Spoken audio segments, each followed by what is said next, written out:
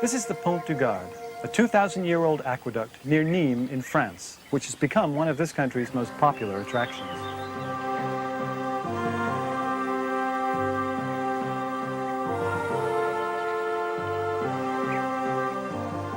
A critical priority for any city is a constant supply of fresh water. And the covered trough at the top of the Pont du Gard was once part of a 30-mile-long aqueduct that brought water to Nîmes from high up in the mountains. The key to aqueduct design is gravity. Once the engineers located a source of water in the mountains, they built their aqueduct with a gentle downward slope to ensure that the water would flow along its entire length. The aqueduct rested on a series of arches which were supported above the varying terrain on massive stone piers. But when the aqueduct had to cross a river or a ravine and it became either impossible or impractical to build those stone piers, the engineers instead built larger arches. And if necessary, they built several larger arches, such as we see here at the Pont du Gard.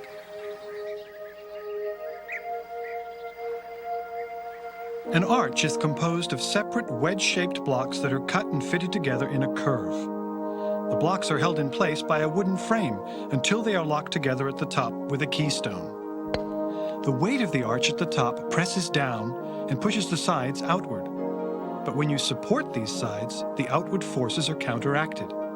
Now the wooden centering can be removed because the entire structure is stable. And with this design, the Romans could span almost any terrain.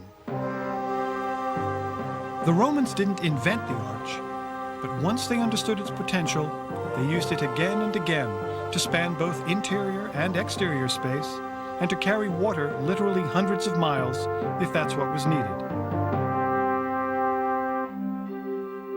When water from an aqueduct reached the city, it first went to a large holding tank or reservoir, like this one at Pompeii.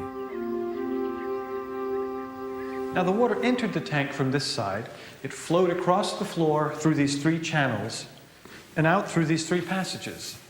This one led to the homes of the rich, that one to the baths and public lavatories, and this one to the public fountains.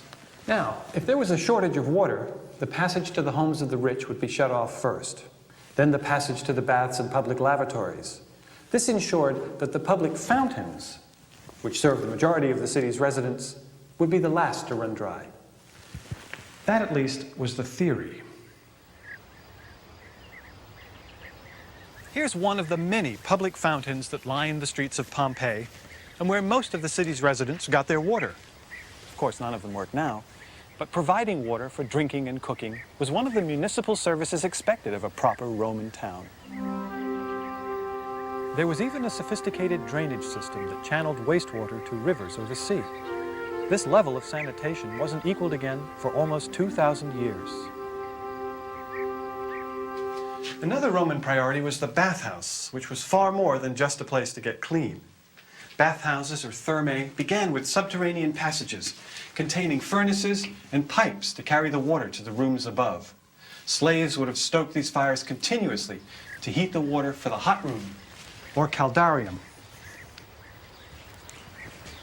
Bathers would luxuriate in hot water pools like this one, cleansing their bodies and presumably their minds as well. The hot water and steam were carried through clay pipes in the floors and walls that warmed this room and the next, the tepidarium, where the water and room temperature were kept comfortably warm.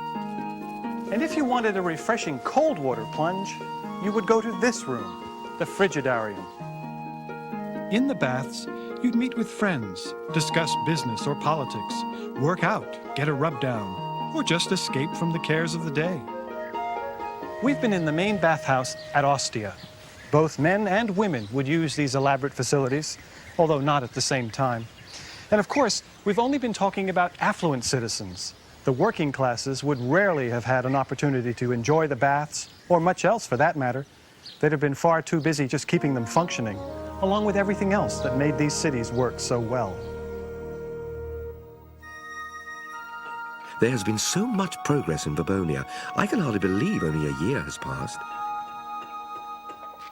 We're experimenting with reservoirs fashioned out of concrete. And what exactly is concrete, Marcus Fabricius? A mixture of stone and cement, which can be moulded to any desired shape. Extraordinary.